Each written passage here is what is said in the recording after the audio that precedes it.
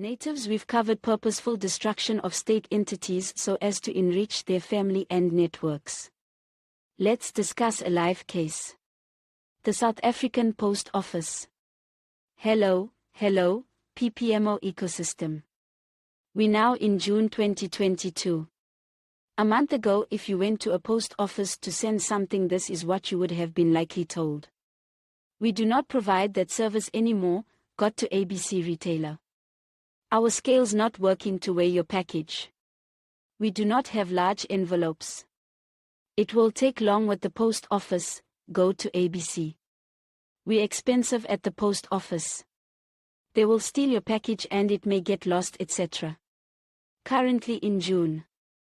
They do not know exactly what services are back, the cost and how the processes work. These are simple process issues that can be taught internally by other branch staff. Management must explain why that has not happened. Question: why would staff sabotage their own jobs? There must be union leadership misinformation somewhere. Remember, globally, due to the pandemic, institutions in this sector doubled or tripled their business. They made a killing as demand for delivery and online shopping exploded. But what happened in SA? We went into COVID in 2019 and came out 2022 to find post office services had been handed over to private sector retailers. Here was an opportunity to recover years of bad performance.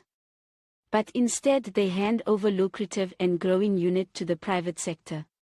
That is treason. The President, Minister Gordhan, the board and executives must answer. Question: who gave retailers operators permits in this sector? Find those people and press charges. SA, you have been compromised and continue to. SSA and Hawks investigate. I know most of you see this, but if not now, you will soon. Thandi here. Awesome, have a great one.